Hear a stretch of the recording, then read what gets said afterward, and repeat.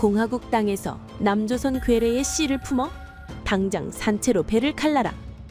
여러분, 2016년 개성공단 폐쇄 당일 지옥의 9.15 수용소로 끌려가 임산부 생체 실험단은 천인공로할 만행을 겪어야 했던 한 여자의 피눈물 나는 절규를 아십니까? 시체 구덩이를 기어나와 차가운 임진강을 건너 어미의 처절한 생존 투쟁. 하지만 끝이 아닙니다. 20년 뒤 서울 한복판, 죽은 줄 알았던 그 악마가 성공한 기업가로 나타나 아들의 심장을 다시 노립니다. 그 웅장한 서막을 지금 바로 공개합니다.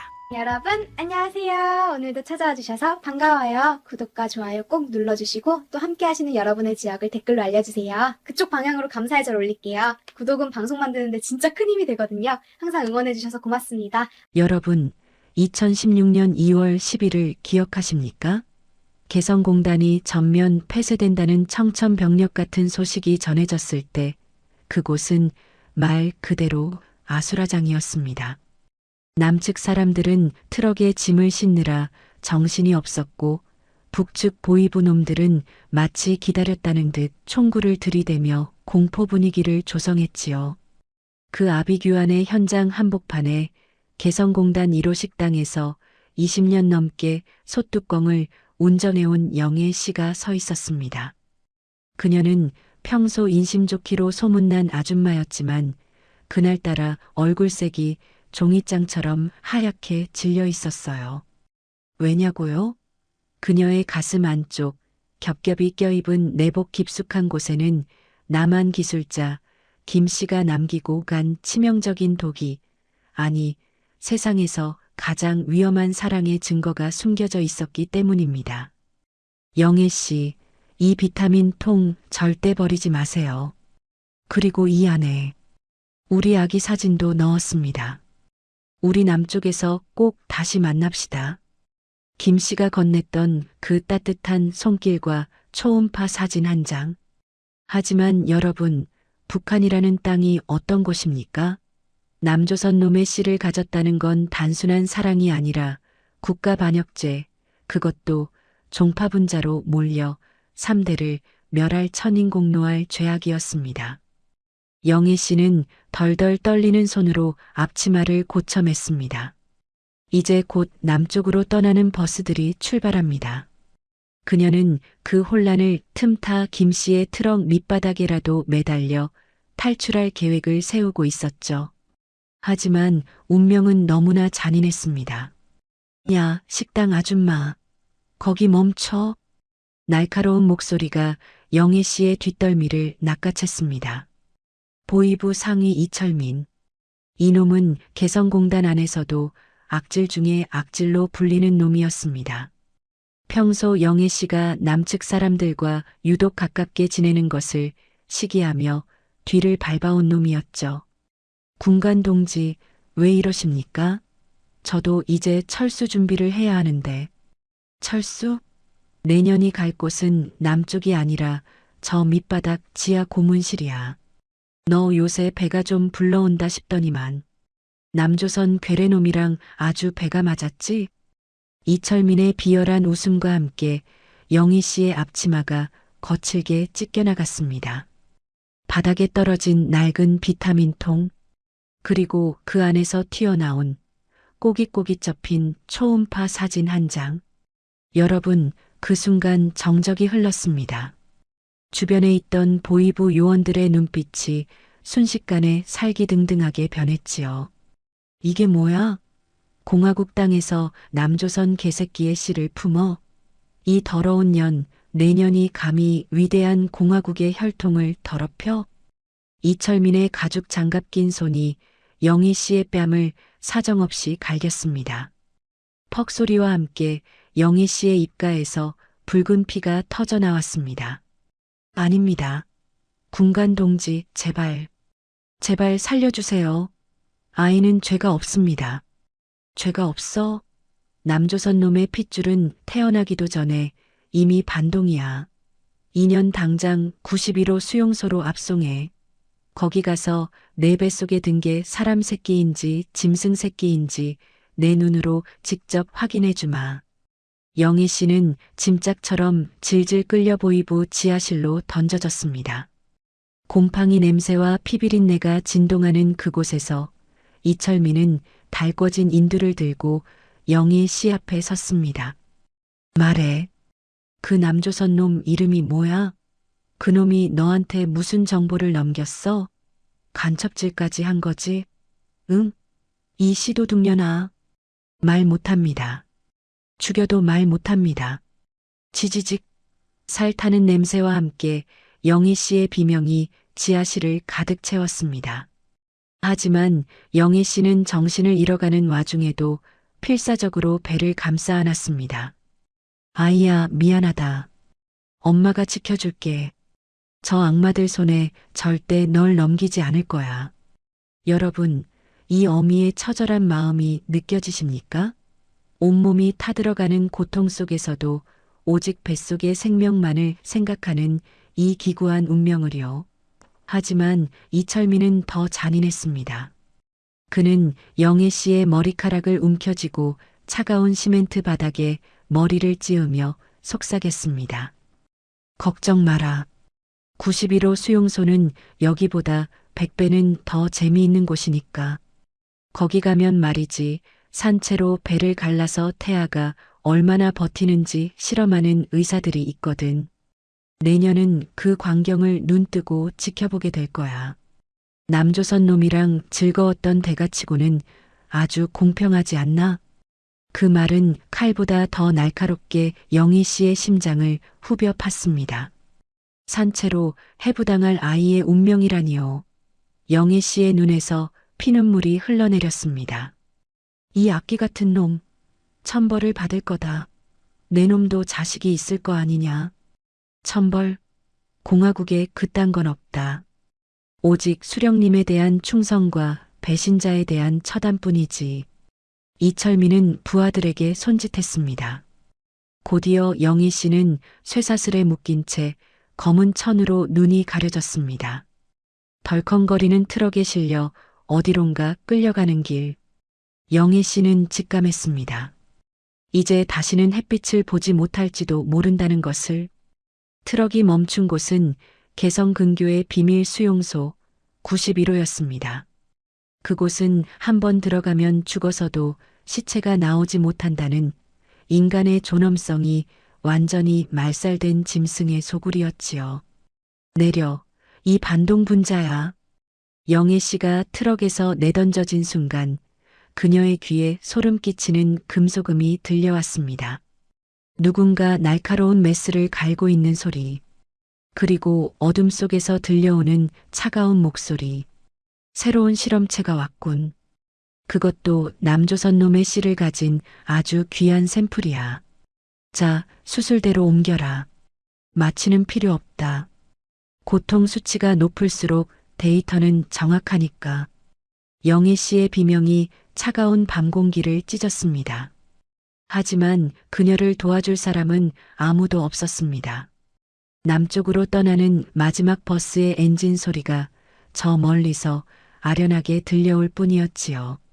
여러분, 과연 영희 씨는 이 지옥 같은 수용소에서 뱃속의 아기를 지켜낼 수 있을까요? 그리고 저 악마 같은 보이부 놈들의 손에서 어떻게 살아남아 복수의 칼날을 갈게 될까요? 이제 막 피눈물 나는 20년 잔혹사의 첫 페이지가 넘어갔습니다. 여러분의 가슴을 분노로 들끓게 할 그 다음 이야기, 91호 수용소의 실체가 궁금하지 않으십니까? 수술대 위 조명이 번쩍이며 영애 씨의 눈을 찌릅니다. 날카로운 칼날이 영애 씨의 배 위로 천천히 내려앉는 순간 갑자기 수용소 전체에 비상벨이 울려 퍼집니다. 무슨 일이야? 누가 침입했나?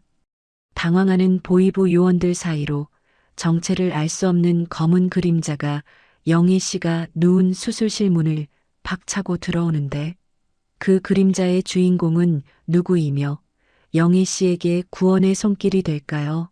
아니면 더 큰 지옥의 시작일까요? 2016년 그 지옥 같았던 개성공단의 밤이 지나고 우리 영희 씨가 마주한 진짜 지옥 제91호 수용소의 문이 열립니다. 여기는 사람이 사는 곳이 아닙니다. 짐승들도 이곳에선 공포에 질려 울음소리를 멈춘다는 말 그대로 산자들의 무덤입니다. 이봐, 이 여자가 그 남조선 기술자 놈이랑 배가 맞았다는 그년인가? 차디찬 수술대 위에 사지가 묶인 영희 씨. 그녀의 눈앞에 나타난 건 군복 대신 하얀 가운을 입은 하지만 눈빛만은 뱀보다 더 차가운 의사놈이었습니다. 그놈은 영희 씨의 부푼 배를 마치 시장통에 고기 덩어리 보듯 훑어보며 날카로운 메스를 집어들었습니다. 아이고, 군관 동지. 제발 우리 아기만은 건드리지 마십시오. 차라리 제 심장을 꺼내 가십시오. 영애 씨가 피 맺힌 절규를 내뱉었지만 돌아오는 건 차가운 비웃음뿐이었습니다.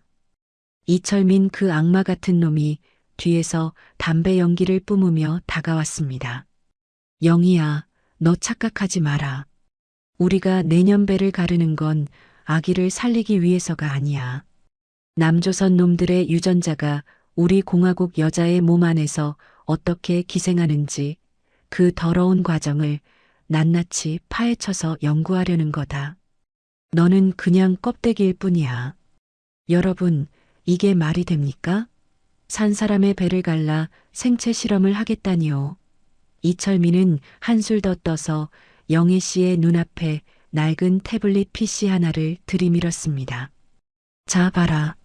내가 목숨 걸고 지키려는 그 남조선 놈, 김 씨가 지금 어디서 뭘 하고 있는지.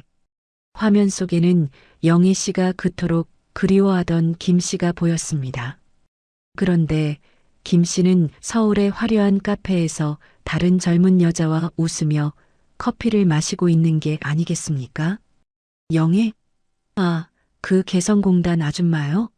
그냥 심심해서 좀 놀아준 거죠. 북한 여자들이 참 순진하더라고요. 화면 속 김 씨의 입에서 나온 그 잔인한 말 한마디. 영애 씨의 심장이 그대로 무너져 내렸습니다. 아니야. 그럴 리 없어. 우리 김 씨 양반이 그럴 리가 없단 말입니다. 바보 같은 년. 너는 여기서 피눈물을 흘리는데 그놈은 저 아래 동네에서 떵떵거리며 살고 있어. 이제 미련 버려라. 내 뱃속에 든 건 사랑의 결실이 아니라 그냥 내 인생을 망친 오물일 뿐이야. 여러분, 저 이철민의 비열한 수작이 보이십니까? 영애 씨의 정신을 완전히 파괴해서 아이를 포기하게 만들려는 저 악마의 계략. 하지만 우리 영애 씨 보통 아줌마가 아닙니다. 20년 동안 개성공단에서 그 무거운 솥뚜껑을 들었다 놨다 하며 다져진 깡다구가 있습니다. 거짓말이야. 저건 가짜야. 김씨 양반 눈빛은 저렇지 않았어. 너희가 만든 가짜 영상이야. 영애 씨가 수술대 위에서 미친 듯이 몸부림치며 이철민의 얼굴에 피 섞인 침을 뱉었습니다. 이 더러운 년이 끝까지. 이철민의 주먹이 영애 씨의 얼굴을 사정없이 강타했습니다. 하지만 그때였습니다. 갑자기 수용소 전체에 요란한 경보음이 울려 퍼졌습니다. 보고 드립니다. 제3구역 수감자들이 단체로 자해를 하며 폭동을 일으켰습니다. 보초병들이 당황해서 총을 쏘기 시작했습니다. 이건 기회였습니다. 영애 씨를 몰래 지켜보던 식당 보조 출신 탈북자 소녀 순이가 목숨을 걸고 독극물을 보초병들의 국에 탄 것이었죠. 수용소는 순식간에 아수라장이 되었습니다. 이철민 상위 동지, 어서 피하셔야 합니다. 반동들이 무기고를 털었습니다. 이철민이 욕설을 내뱉으며 수술실을 나간 사이 영희 씨는 사력을 다해 쇠사슬을 풀기 시작했습니다.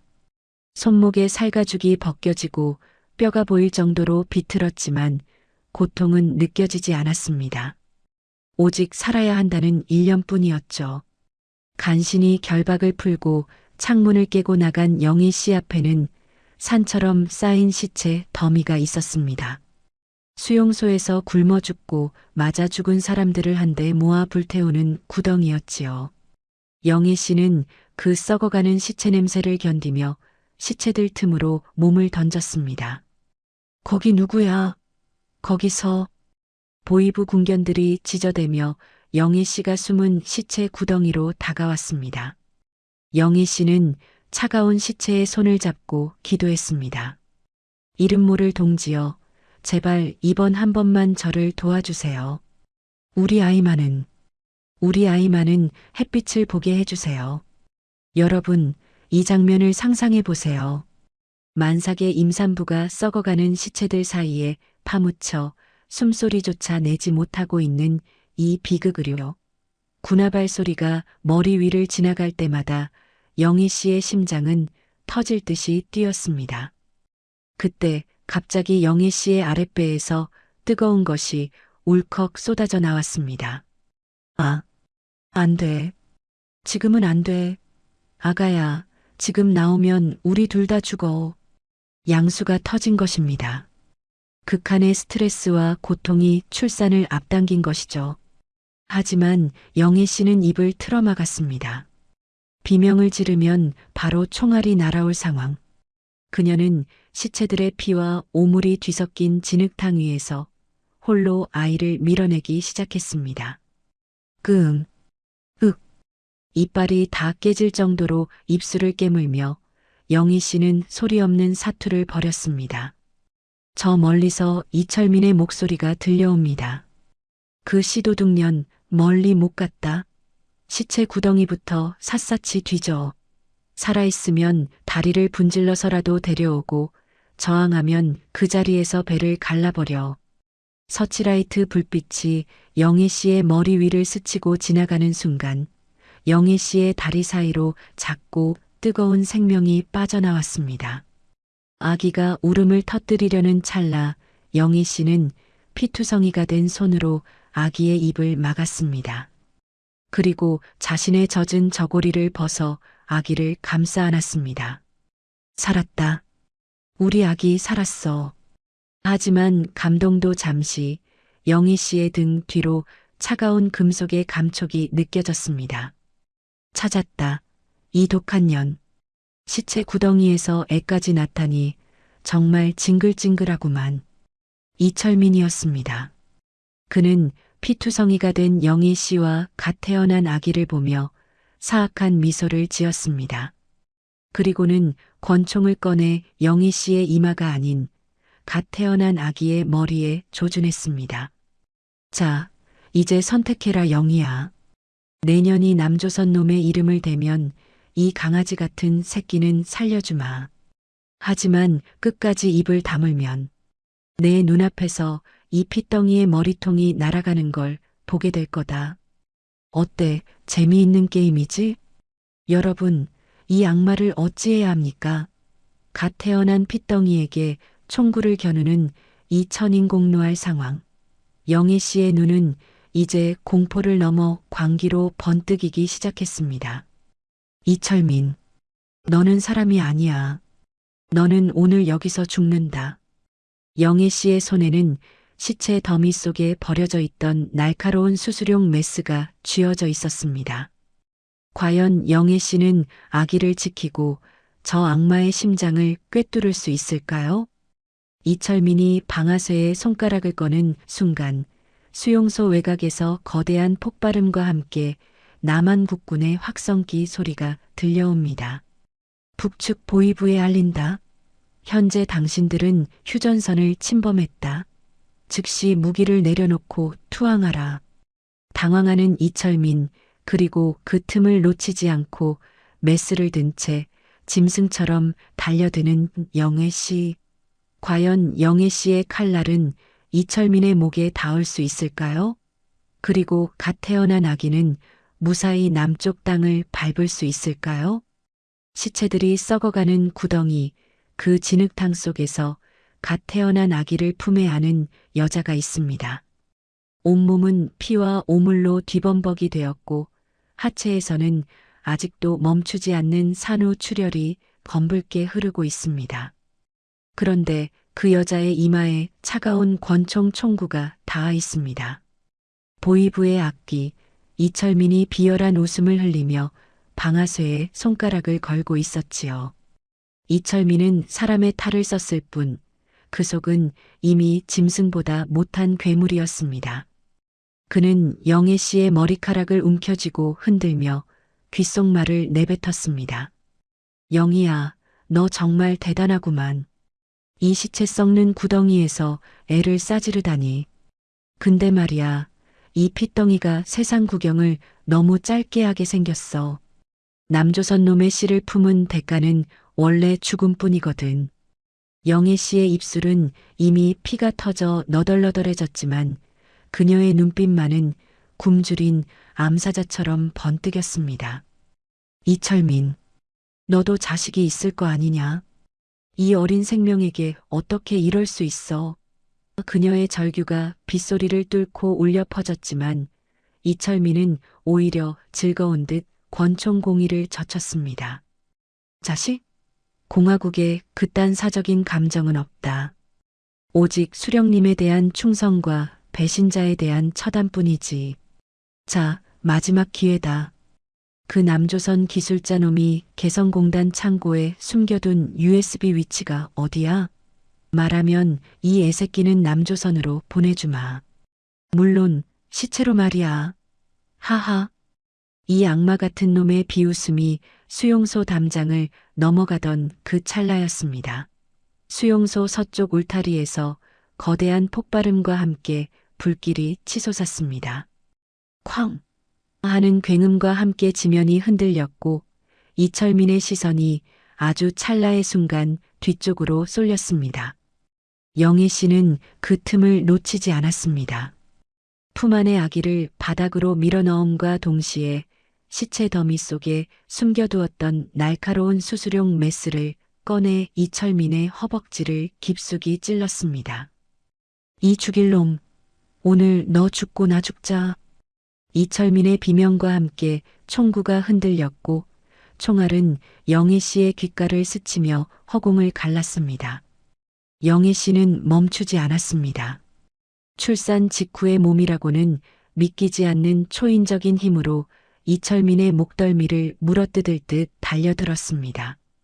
진흙탕 속에서 벌어지는 짐승 같은 육탄전, 자식을 지키려는 어미의 힘은 귀신도 곡하게 만든다는 말이 사실이었습니다. 비명과 신음이 뒤섞인 아수라장 속에서 영희 씨는 아기를 낚아채듯 감싸 안고 칠흑 같은 숲속으로 몸을 날렸습니다. 하지만 기쁨도 잠시였습니다. 그녀 앞에는 지뢰라고 쓰인 붉은 표지판들이 해골처럼 그녀를 비웃고 있었습니다. 응애, 응애. 아기가 울기 시작했습니다. 젖은 옷가지에 감싸인 아기의 몸은 차디찬 겨울비에 파랗게 질려가고 있었습니다. 영애 씨는 자신의 저고리를 다 벗어 아기를 감싸 안았습니다. 자신은 맨몸으로 비바람을 맞으면서도 아기의 체온을 지키기 위해 자신의 가슴에 아기를 꼭 붙였습니다. 아가야, 조금만 참아라. 엄마가 저 강만 건너면 따뜻한 밥도 주고 예쁜 옷도 입혀줄게. 우리 김씨 양반이 기다리는 그곳으로 꼭 데려다 줄게. 여러분, 한 걸음 떼기가 무서운 지뢰밭입니다. 발밑에서 딸깍 소리가 나는 순간 세상은 끝이 납니다. 영애 씨는 나무 막대기 하나로 땅을 헤치며 한 걸음 한 걸음을 옮겼습니다. 산후풍? 그런 건 사치였습니다. 뼈마디가 시리고 칼로 베는 듯한 고통이 몰려왔지만 영애 씨는 입술을 깨물어 피가 터지도록 참았습니다. 그때 멀리서 사냥개들의 짖는 소리가 들려왔습니다. 보이부의 추격조가 코앞까지 닥친 것입니다. 저기 발자국이 있다. 이쪽이다. 이철민의 악에 받친 목소리가 산울림을 타고 들려옵니다. 영애 씨는 앞이 보이지 않는 낭떠러지 아래로 몸을 굴렸습니다. 가시넝쿨이 살을 찢고 돌부리가 머리를 때렸지만 아기만은 가슴팍에 넣어 필사적으로 감쌌습니다. 굴러 떨어진 곳은 웅덩이였습니다. 그런데 그 웅덩이 옆에 무엇이 있었는지 아십니까? 바로 이름 모를 국군 포로들의 유골들이었습니다. 억울하게 죽어간 원혼들이 영희 씨를 지켜보고 있는 것만 같았지요. 영희 씨는 그 해골들 앞에 엎드려 소리 없이 빌었습니다. 국군 장병 여러분, 부디 우리 아기를 도와주십시오. 이 불쌍한 모자를 좀 도와주세요. 죽은 자들에게 산자를 살려달라고 비는 이 비극적인 상황. 이게 바로 우리 민족의 아픔이 아니고 무엇이겠습니까? 드디어 눈앞에 임진강이 보였습니다. 저 강만 건너면 남쪽입니다. 하지만 2월의 임진강은 강이 아니라 거대한 얼음 지옥이었습니다. 강물 위로 둥둥 떠다니는 얼음 덩어리들이 달빛을 받아 칼날처럼 번뜩였습니다. 거기서 움직이면 쏜다. 강둑에 올라선 이철민과 추격조들. 수십 개의 서치라이트가 강바닥을 훑기 시작했습니다. 영희 씨는 망설일 시간이 없었습니다. 하늘에 계신 아버지, 우리 김씨 양반. 제발 한 번만 도와주세요. 영희 씨는 아기를 목 뒤에 단단히 묶고 차가운 강물 속으로 몸을 던졌습니다. 강물은 순식간에 영희 씨의 체온을 앗아갔습니다. 한 손으로는 얼음 덩어리를 밀어내고 한 손으로는 물살을 가르며 나아갔습니다. 그때 강둑에서 총성이 울려 퍼졌습니다. 탕, 탕, 탕. 영애 씨의 왼쪽 어깨에서 붉은 피가 솟구쳤습니다. 총알이 어깨를 관통한 것입니다. 하지만 그녀는 멈추지 않았습니다. 오히려 그 고통을 추진력 삼아 미친 듯이 발길질을 했습니다. 강물은 영애 씨의 피로 붉게 물들어갔습니다. 쏘지 마. 아기가 맞으면 안 된다. 그 실험체는 살려야 해. 이철민의 비명 같은 명령이 들렸지만 이미 영희 씨는 강 중심부를 지나고 있었습니다. 한편 남한 측 초소에서는 야간 투시경으로 이 기괴한 광경을 지켜보던 병사들이 경악했습니다. 소대장님, 민간인 도하입니다. 뒤에서 북한군이 사격하고 있습니다. 대기해. 함정일 수도 있다. 확인될 때까지 사격 금지. 남한 군인들도 긴장감에 마른 침을 삼켰습니다. 만약 영애 씨를 구하기 위해 응사한다면 이건 전면전으로 번질 수도 있는 절체절명의 순간이었지요. 영애 씨의 시야가 점점 흐려졌습니다. 과다출혈과 저체온증으로 정신이 아득해졌죠. 그때 아기가 다시 울음을 터뜨렸습니다. 응애, 응애. 그 울음소리가 영희 씨의 심장을 다시 뛰게 했습니다. 아기야, 다 왔다. 저기 불빛 보이지? 저기가 내 아버지가 사는 나라야. 영희 씨는 마지막 힘을 짜내어 남쪽 강둑을 붙잡았습니다. 손톱이 뒤집히고 지늘기 손톱 밑으로 파고들었지만 악착같이 땅을 기어 올랐습니다. 하지만 강둑에 쓰러진 영희 씨의 등 뒤로 거대한 그림자가 드리워졌습니다. 강을 헤엄쳐 건너온 이철민이었습니다. 피칠갑을 한 이철민은 미친 사람처럼 웃으며 영희 씨의 머리채를 잡아 올렸습니다. 대단해, 정말 대단해.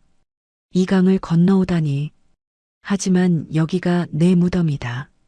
남조선 놈들 보는 앞에서 내년과 이 새끼를 갈기갈기 찢어주마. 이철민이 칼을 높이 든 순간 남한 국군의 서치라이트가 그의 눈을 때렸습니다. 움직이지 마. 투항하라. 여기는 대한민국 영토다. 이철민은 비웃으며 아기의 목에 칼을 갖다 댔습니다.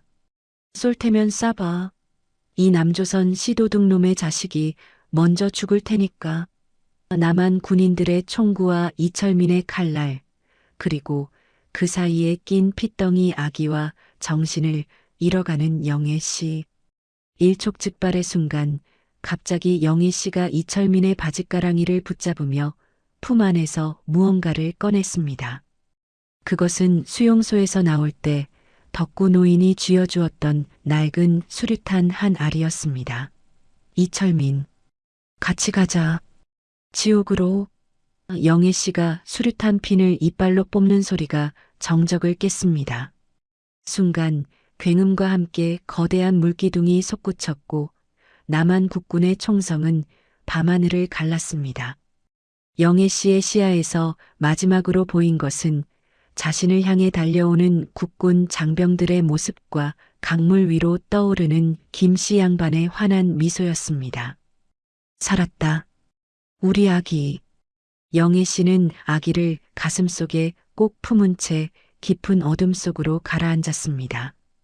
과연 영애 씨는 이 폭발 속에서 살아남았을까요?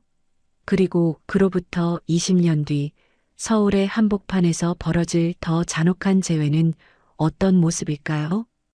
여러분, 2026년의 서울은 눈부시게 화려합니다. 밤이 되면 강남의 빌딩 숲은 보석처럼 빛나고 사람들은 평화롭게 웃으며 거리를 걷지요. 하지만 그 화려한 불빛이 닿지 않는 저기 낡은 노량진 골목 끝자락에는 개성할매 국밥이라는 낡은 간판을 단 작은 식당이 하나 있습니다. 김이 모락모락 나는 가마솥 앞에서 땀을 훔치며 국자를 휘젓는 백발이 성성한 여인, 예, 바로 우리 영애 씨입니다. 이제는 이른을 바라보는 나이가 되어 얼굴엔 깊은 주름이 패였지만 그녀의 눈빛만은 20년 전 그 지뢰밭을 기어가던 그때처럼 형형하게 살아있었습니다. 영애 씨는 매일 새벽 첫 차를 타고 나가는 사람들에게 따뜻한 국밥 한 그릇을 말아주며 살아왔습니다. 그 고된 세월을 버티게 한 건 오직 하나, 목숨 걸고 강을 건너온 내 아들 하늘이 때문이었지요. 하늘아, 엄마는 이 솥틀 앞에 있어야 마음이 놓인다. 내가 장가가서 예쁜 손주 보여줄 때까지는 이 엄마 팔다리가 부서져도 일할 게다. 자, 어서 앉아라. 오늘 아침엔 내가 좋아하는 겉절이 새로 무쳤다. 영애 씨는 식당 문을 열고 들어오는 훤칠한 청년의 손을 꼭 잡았습니다. 어느덧 30을 앞둔 아들 하늘이는 영애 씨의 전부이자 신앙이었습니다. 남쪽 땅에 도착해 국군 장병들의 품에 안겼던 그 핏덩이가 이렇게 든든한 아들이 되어 이제는 서울 경찰청에서 악독한 범죄자들을 잡아넣는 정의로운 형사가 되었으니 영애 씨는 더 바랄 게 없었습니다. 하지만 영애 씨의 왼쪽 어깨에는 아직도 깊은 흉터가 남아 있었습니다.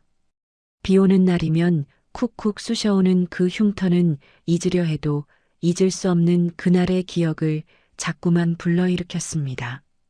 그런데 여러분, 그 평화롭던 아침 식사 시간, 식당 구석의 낡은 텔레비전에서 흘러나오는 뉴스 속보가 영애 씨의 심장을 멈추게 했습니다. 속보 대한민국을 감동시킨 평화의 메신저, 강토그룹 이강토 회장, 북한 이탈 주민 지원 공로로 훈장 수여 유력. 화면 속에는 수천만 원짜리 정장을 입고 수많은 카메라 플래시 세례를 받으며 인자한 미소를 짓는 남자가 있었습니다.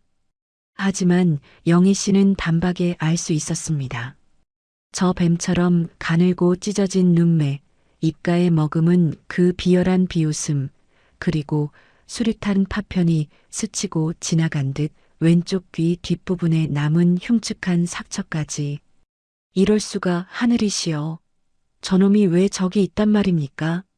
저 악마 같은 놈이 왜 대한민국 서울에서 평화의 사도로 불리며 귀빈 대접을 받고 있느냐고요. 이철민이었습니다. 20년 전 그 폭발 속에서 기어이 살아남아 신분을 세탁하고 대한민국으로 침투해 수조원대 자산가가 되어 있었던 것입니다. 그는 단순한 간첩이 아니었습니다. 남조선 놈의 씨를 말려야 한다던 그 광기 어린 집착을 여전히 품고 대한민국 서울의 심장부에서 돈일을 드러낼 준비를 마친 괴물이었습니다.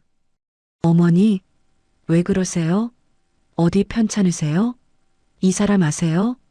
하늘이가 당황하며 어머니를 붙잡았지만 영희 씨는 대답할 수 없었습니다.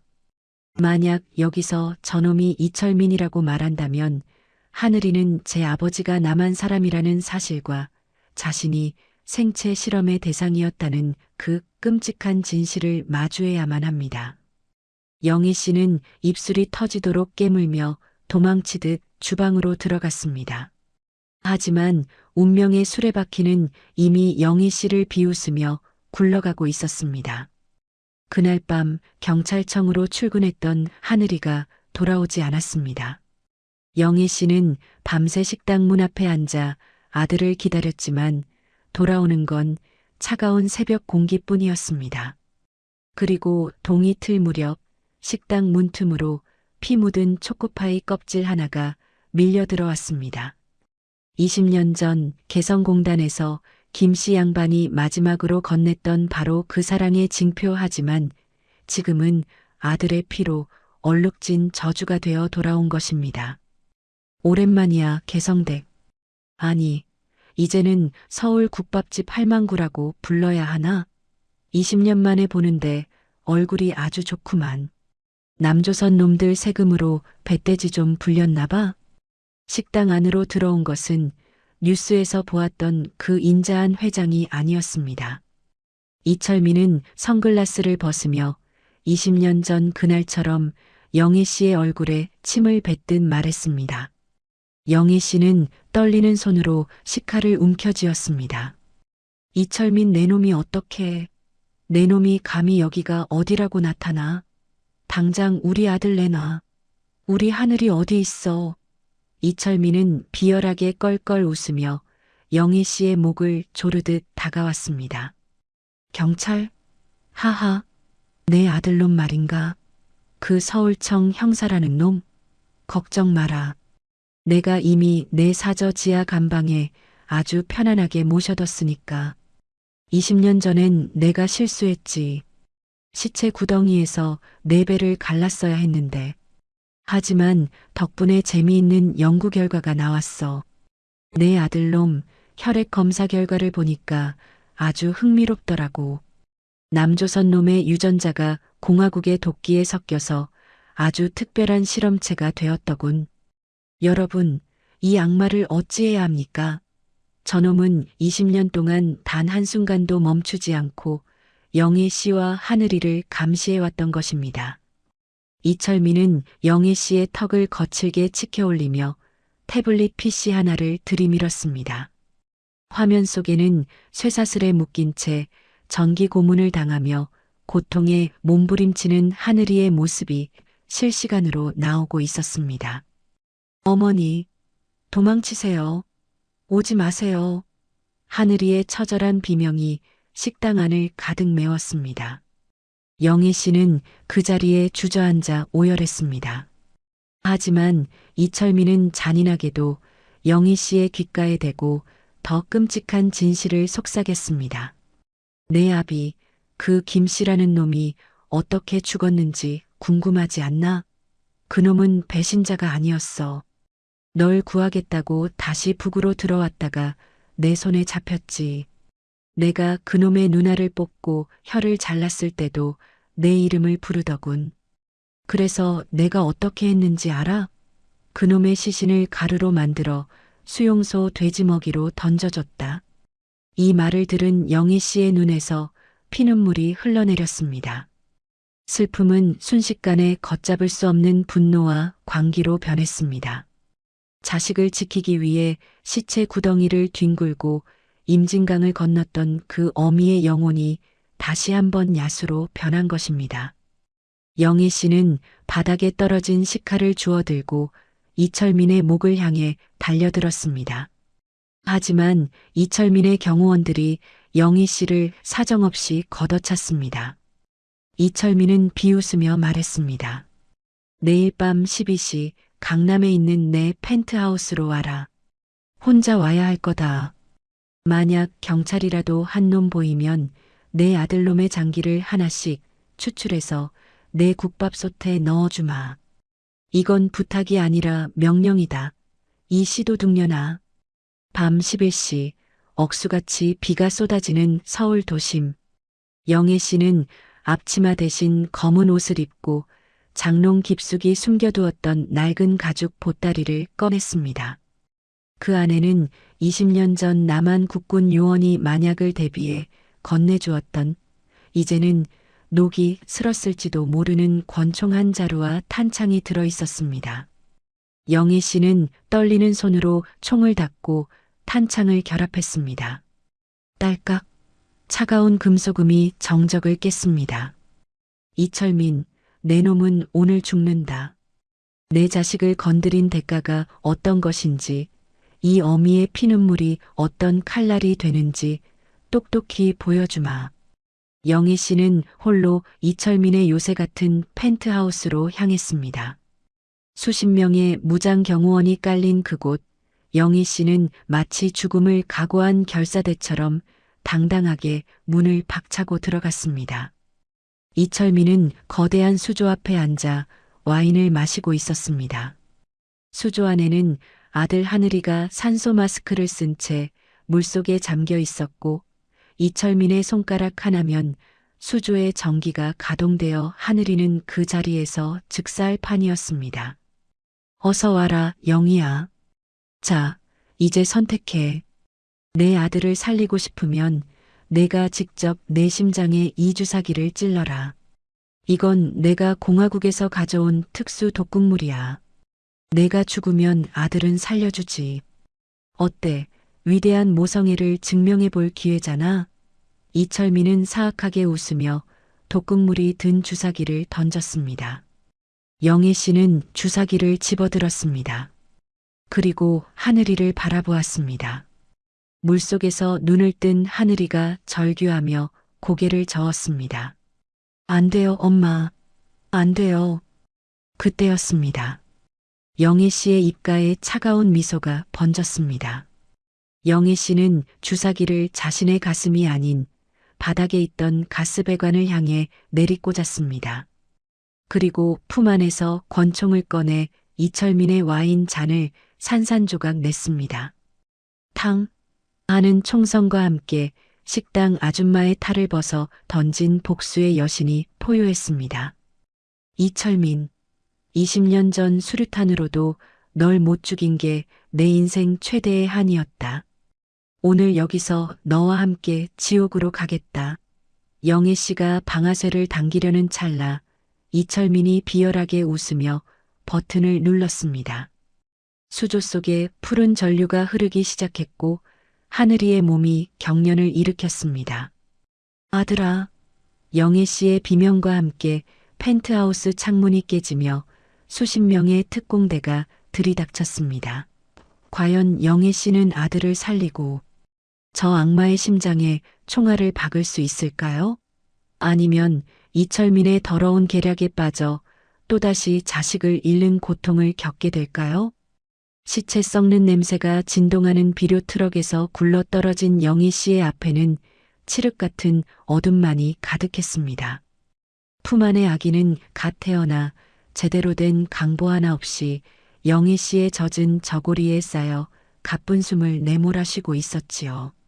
영희 씨는 산후의 고통으로 아랫배가 끊어질 듯 아파왔지만 뒤쪽에서 들려오는 보이부 놈들의 개 짖는 소리와 서치라이트 불빛에 정신을 바짝 차려야 했습니다. 살아야 한다. 우리 아기, 이 핏덩이만은 살려서 저강을 넘어야 한다. 영희 씨는 피투성이가 된 손톱으로 진흙탕을 파헤치며 한 걸음 한 걸음 휴전선을 향해 기어갔습니다. 여러분, 상상해 보십시오. 만삭의 몸으로 고문을 견디고 시체 더미 속에서 홀로 아이를 낳은 여자가 저 시퍼런 칼날 같은 지뢰밭을 기어가는 그 처절한 광경을 말입니다. 발밑에서 언제 딸깍 소리가 나며 온몸이 가루가 될지 모르는 공포 속에서도 영애 씨는 아기의 입을 틀어막고 소리 없는 눈물을 흘렸습니다. 그때였습니다. 등 뒤에서 이철민의 그 비열한 목소리가 산울림을 타고 들려왔습니다. 거기 있는 거 다 안다. 남조선 개새끼의 씨를 뱉냐나. 당장 나오지 않으면 이 산 전체를 불바다로 만들어주마.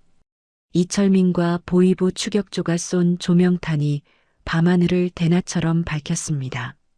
영애 씨의 눈앞에 드디어 임진강의 검은 물결이 모습을 드러냈습니다.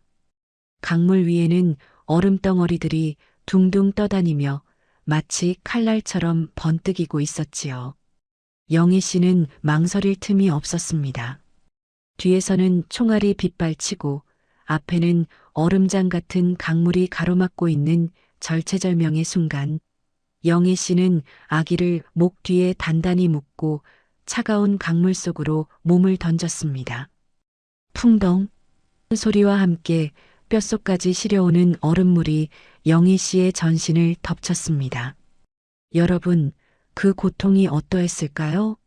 산후풍이 무서운 게 아니라 지금 이 강을 못 넘으면 내 자식이 죽는다는 공포가 그녀를 지배했습니다.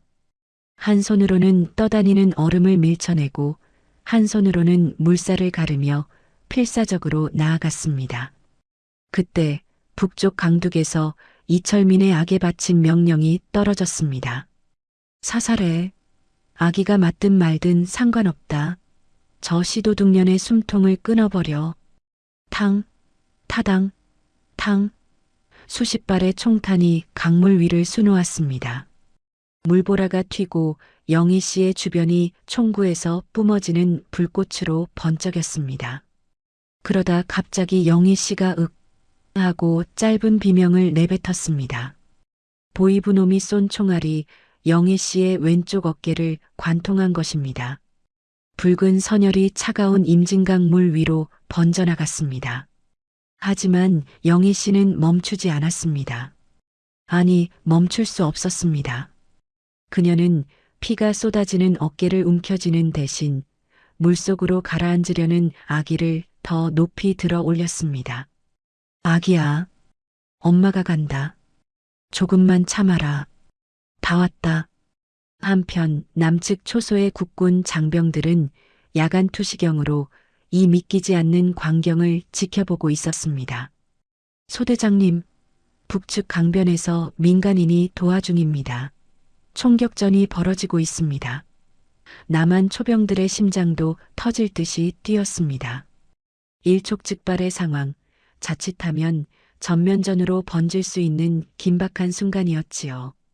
하지만 강둑에 거의 다다른 영희 씨가 마지막 힘을 짜내어 아기를 강둑 위로 밀어 올리며 소리쳤습니다. 살려주세요. 우리 아기 좀. 제발 우리 아기 좀 살려주세요. 남한 군인들이 강둑으로 뛰어내려왔습니다. 영희 씨는 어깨에서 흐르는 피와 기력 소진으로 점점 강물 속으로 가라앉고 있었습니다. 하지만 그녀의 두 손은 끝까지 아기를 놓지 않았습니다.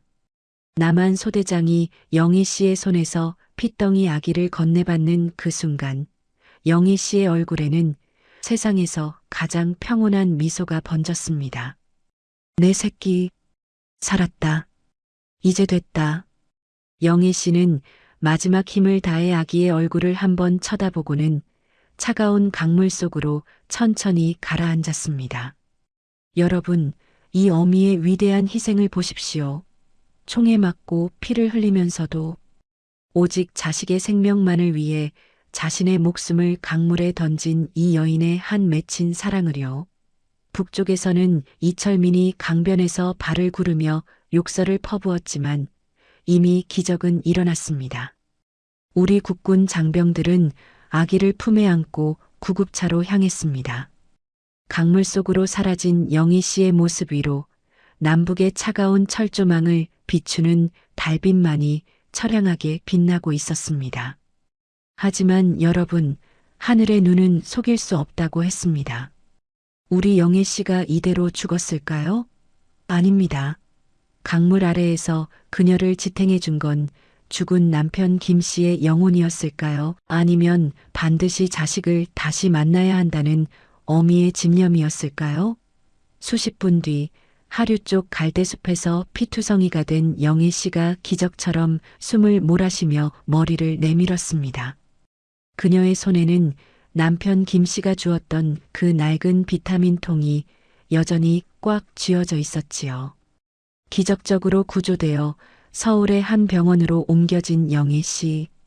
하지만 그녀는 아들과 함께 살 수 없었습니다.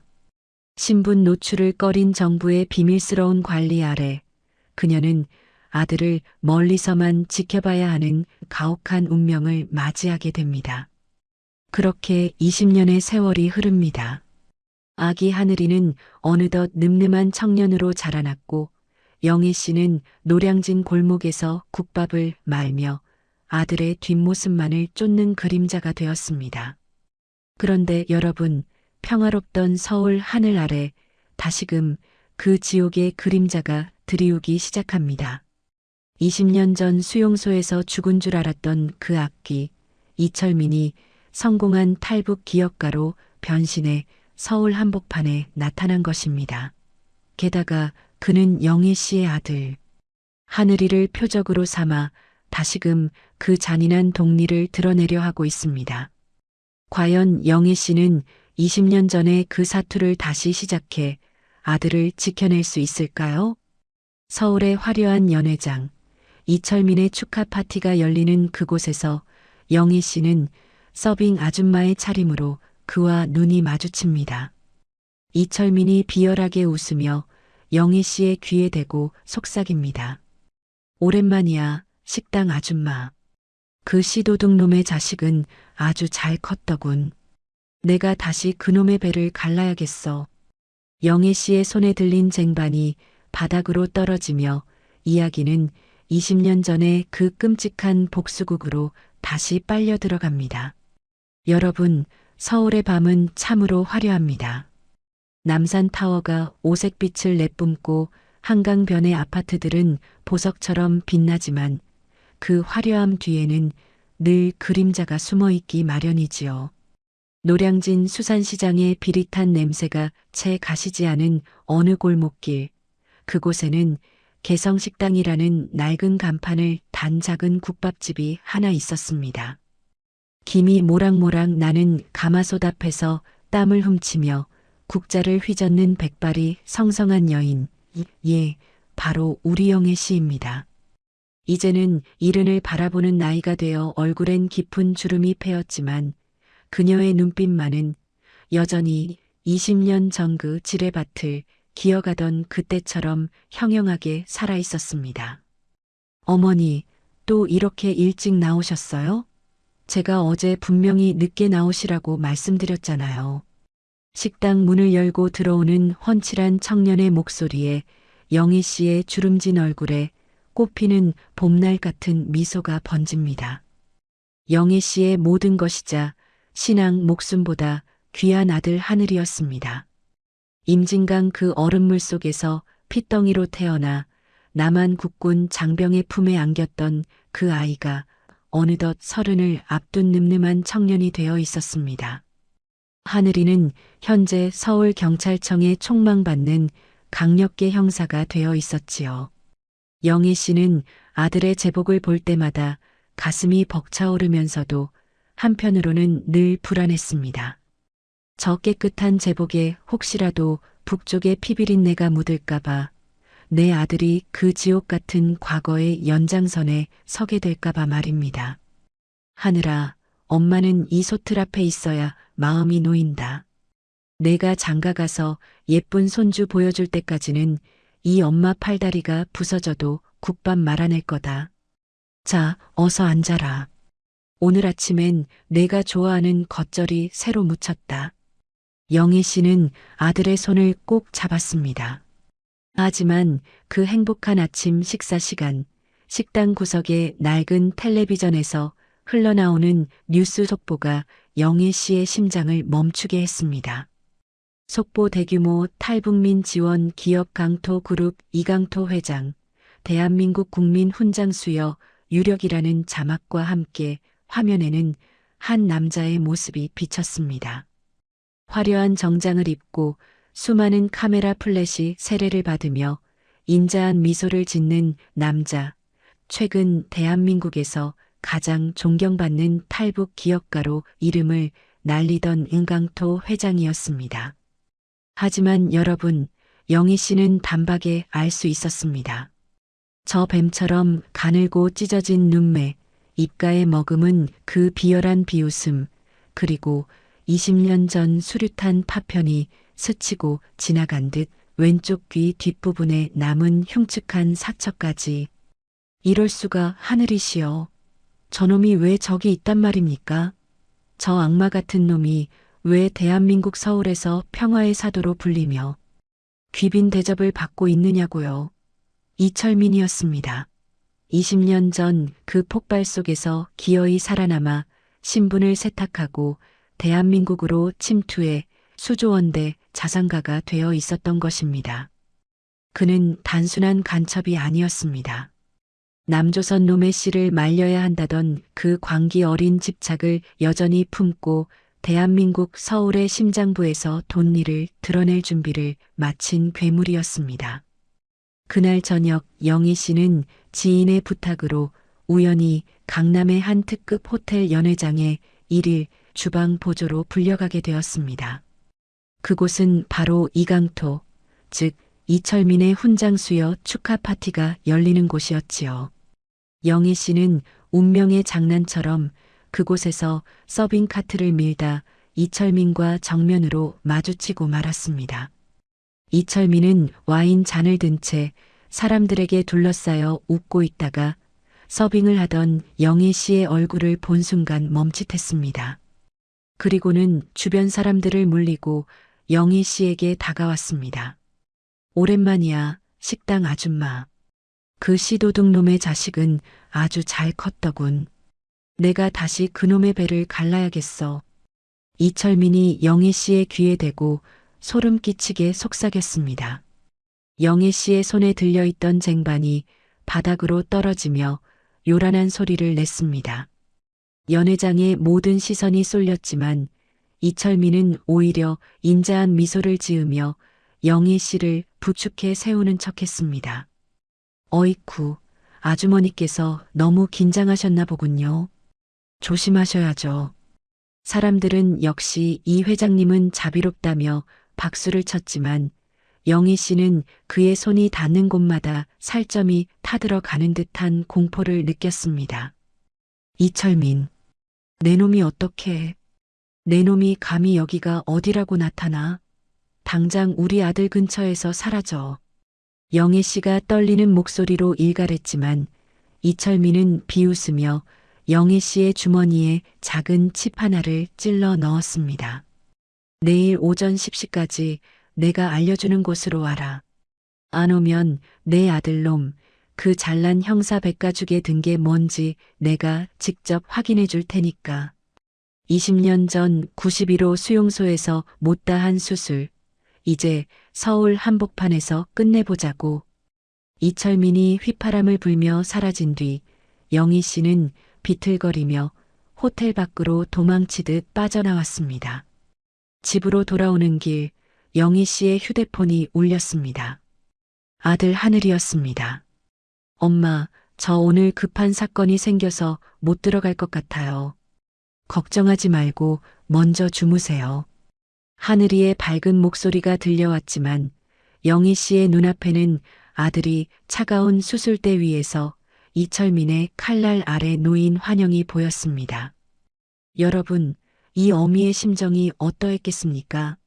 20년 전 그 지뢰밭을 기어 나왔는데 이제는 서울 강남 한복판에서 다시 그 지옥의 문 앞에 서게 된 것입니다.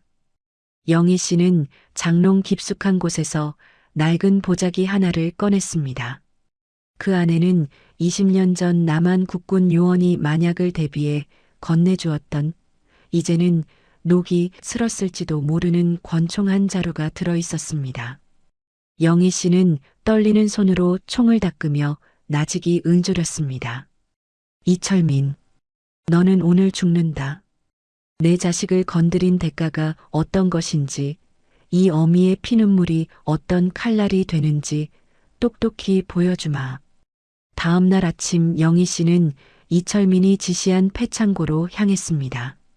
그곳은 20년 전 91호 수용소를 그대로 옮겨놓은 듯한 음산한 분위기였습니다.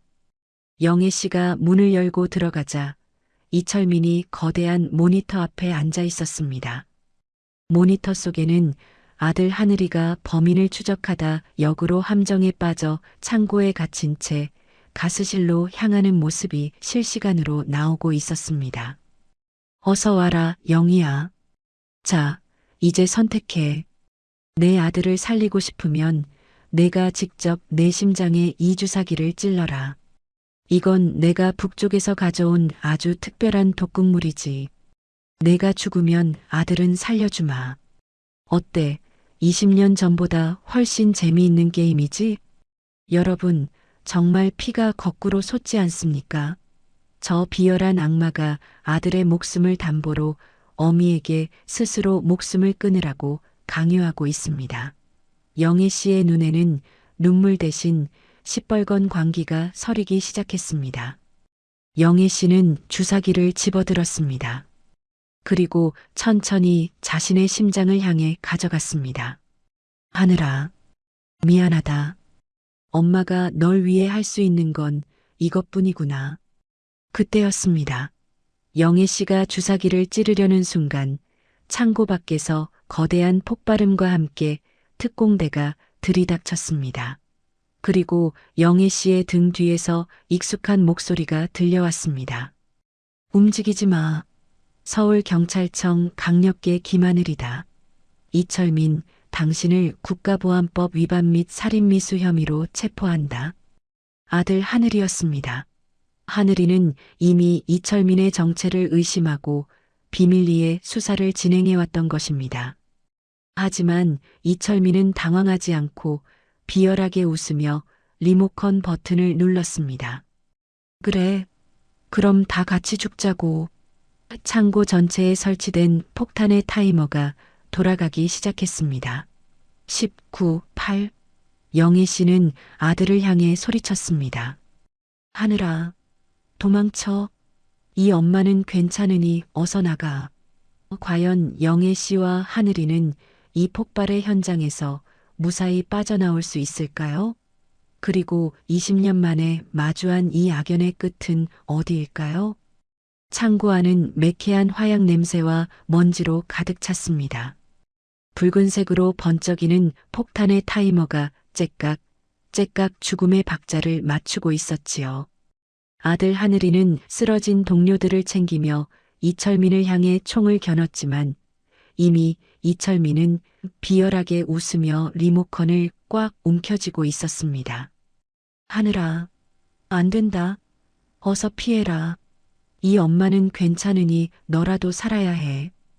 영애 씨의 비명 같은 절규가 창고를 울렸습니다. 하지만 여러분, 우리 하늘이가 누구입니까?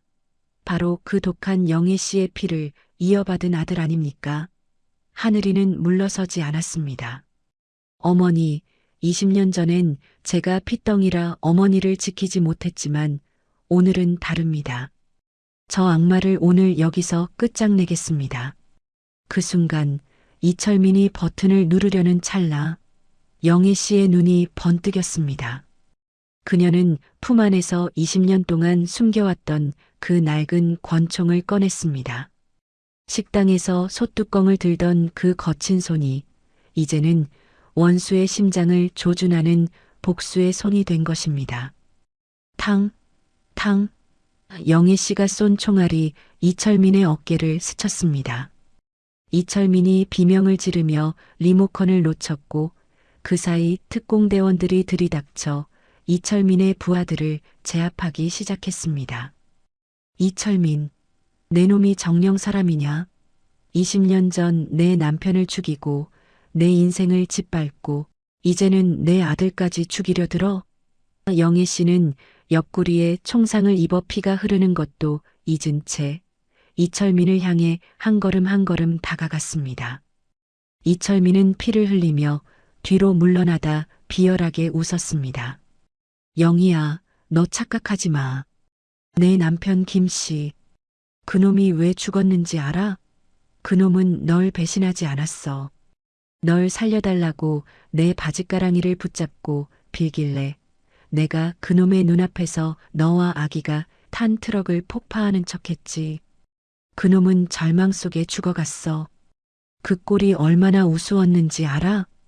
이 말을 듣는 순간 영희 씨의 머릿속에 번개가 치는 것 같았습니다. 남편의 마지막이 그토록 비참했다니.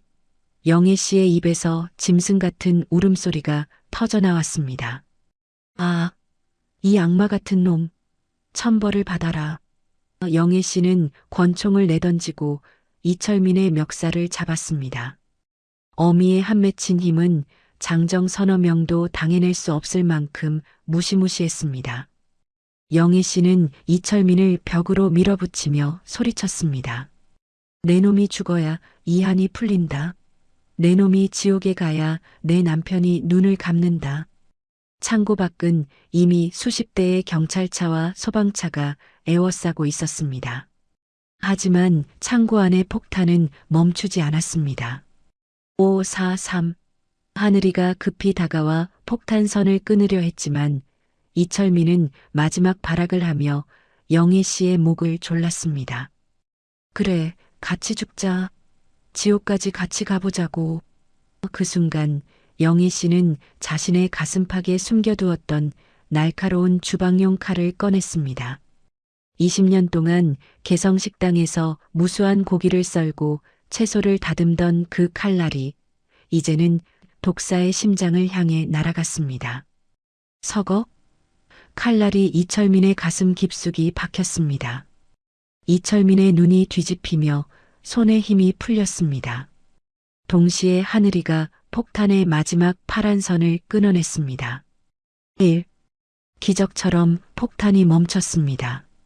창고 안에는 정적만이 감돌았습니다. 이철민은 피를 토하며 바닥으로 쓰러졌습니다. 그는 죽어가는 와중에도 비열하게 웃으려 했지만 영희 씨의 서늘한 눈빛 앞에 결국 숨을 거두었습니다. 20년을 이어온 악의 화신이 그렇게 비참한 최후를 맞이한 것입니다. 어머니, 어머니 정신 차리세요. 하늘이가 피투성이가 된 영희 씨를 안아 올렸습니다. 영희 씨는 아들의 얼굴을 어루만지며 희미하게 웃었습니다. 하늘아, 이제 됐다. 이제 내 아버지한테 갈 수 있어. 우리 아들 정말 잘 컸다. 영희 씨의 눈이 천천히 감겼습니다. 창고 밖으로 긴급하게 실려나가는 영희 씨의 모습 위로 차가운 서울의 밤하늘이 무겁게 내려앉았습니다. 여러분, 이 어미의 처절한 반격을 보셨습니까?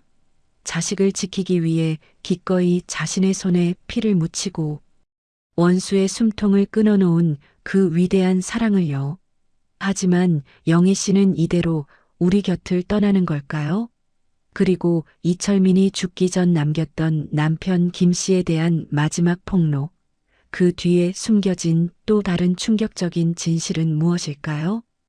병원 응급실 사경을 헤매는 영희 씨의 꿈속에 남편 김 씨가 나타납니다. 김 씨는 영희 씨의 손을 잡으며 말합니다. 영희 씨, 고생 많았소. 하지만 아직 끝이 아니오. 우리 아들 하늘이의 진짜 아버지가 누구인지, 그리고 개성공단 창고 9번 밑에 내가 숨겨둔 것이 무엇인지 알아야 하오. 영희 씨가 소스라치게 놀라며 눈을 뜨는 순간 그녀의 병실 문을 열고 들어온 사람은 죽은 줄 알았던 과거의 또 다른 인물이었습니다.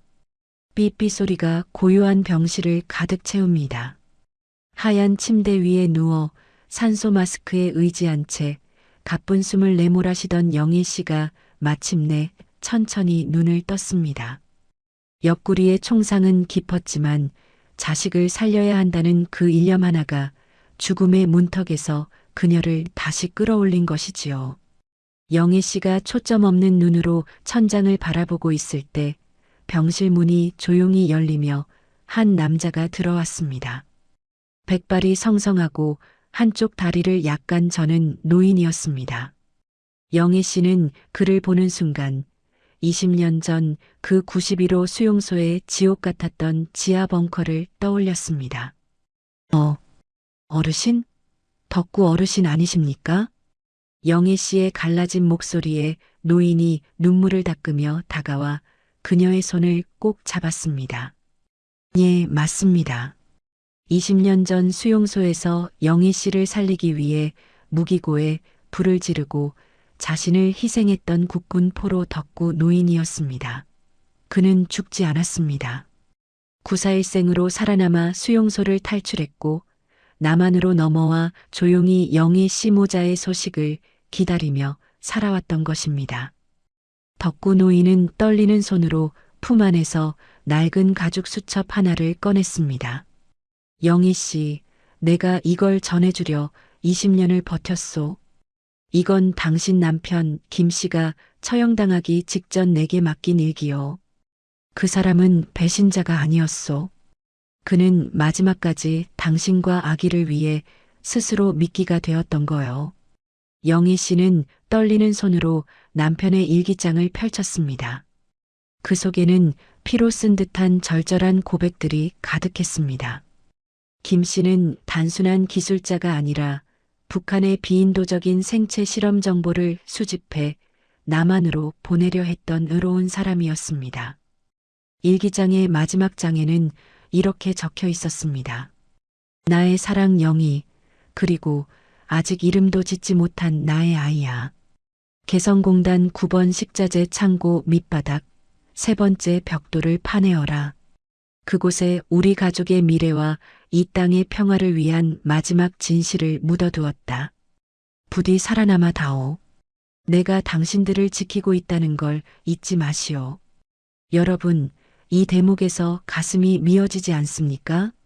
20년 동안 남편이 자신을 버렸다고 생각하며 피눈물을 흘렸던 영희 씨인데 사실 남편은 가장 뜨거운 사랑으로 그들을 지키고 있었던 것입니다. 영희 씨는 아들 하늘이를 불러 그 일기장을 보여주었습니다. 하늘이는 아버지의 일기를 읽으며 뜨거운 눈물을 쏟아냈습니다. 아버지, 제가 아버지를 오해했습니다. 제가 아버지를 찾아내겠습니다. 하늘이는 경찰청의 특별허가를 받아 이제는 폐허가 된 개성공단 인근의 비밀 루트를 통해 수색 작전에 나섰습니다. 남북 관계의 긴장 속에서도 인도적 차원의 발굴 작업이 시작되었고 드디어 9번 창고 밑바닥에서 낡은 금속 상자 하나가 발견되었습니다. 그 안에는 이철민이 그토록 감추려 했던 간첩단의 명단과 북한의 잔혹한 인권 유린 증거, 그리고 무엇보다 영희 씨에게 남긴 김 씨의 마지막 편지와 금가락지 한 쌍이 들어 있었습니다. 이 증거들이 세상에 공개되자 대한민국은 발칵 뒤집혔습니다. 이철민의 추악한 민낯이 낱낱이 파헤쳐졌고 그와 결탁했던 부패한 권력자들은 줄줄이 포승줄에 묶여 감옥으로 향했습니다. 하늘의 심판이 드디어 내려진 것입니다. 영희 씨는 퇴원 후 아들과 함께 임진각을 찾았습니다. 저 멀리 개성 땅이 내려다 보이는 망배단 앞에 서서 영희 씨는 남편의 유품인 금가락지를 손에 꽉 쥐었습니다. 김씨 양반, 보고 계십니까? 이제 다 끝났습니다. 당신을 죽인 저 악마도 사라졌고 당신의 명예도 되찾았습니다. 우리 하늘이가, 우리 아들이 당신처럼 훌륭하고 정의로운 사람이 되었습니다. 영희 씨는 남편의 편지를 태워 하늘로 날려보냈습니다. 타오르는 불꽃 사이로 남편 김 씨가 환하게 웃으며 자신을 향해 손을 흔드는 환영이 보였습니다. 20년의 한이 눈 녹듯 녹아내리는 순간이었습니다. 영희 씨는 아들의 손을 꼭 잡고 말했습니다. 하늘아, 이제 우리 행복하자. 아버지가 하늘에서 우리를 지켜주고 계시니까 이제 다시는 울지 말자. 여러분, 정말 기적 같은 일이 벌어졌습니다. 아들 하늘이는 아버지를 기리는 인권재단을 설립했고 영희 씨의 국밥집은 이제 고향을 그리워하는 모든 이들에게 따뜻한 위로를 건네는 성지가 되었습니다. 비록 몸에는 고문의 흉터와 총상의 자국이 남았지만 영희 씨의 가슴 속에는 이제 복수의 칼날 대신 평화의 꽃이 피어났습니다. 이야기의 마지막, 영희 씨는 다시 개성식당의 주방에 섰습니다. 김이 모락모락 나는 가마솥 앞에 서서 국밥을 말아내며 그녀는 환하게 웃습니다. 그녀의 주름진 얼굴 위로 비치는 햇살은 마치 죽은 김 씨가 건네는 따뜻한 입맞춤과도 같았습니다. 피눈물로 시작된 20년의 세월은 그렇게 위대한 모성애와 숭고한 사랑의 승리로 마무리되었습니다. 하늘의 눈은 결코 속일 수 없습니다. 정의는 반드시 승리하며 어미의 사랑은 그 어떤 철조망보다 강합니다. 우리 이 땅의 모든 영희 씨들에게, 그리고 고향을 잃고 한 맺힌 세월을 견뎌온 모든 어르신께 이 이야기를 바칩니다. 여러분, 이제 우리 영희 씨와 하늘이의 앞날에 축복만 가득하기를 함께 빌어주시겠습니까? 오디오본 영상은 가상 재구성을 포함한 팩션 오디오북입니다.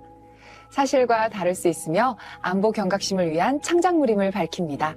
함께 해주셔서 고마워요. 다음에도 또 만나요.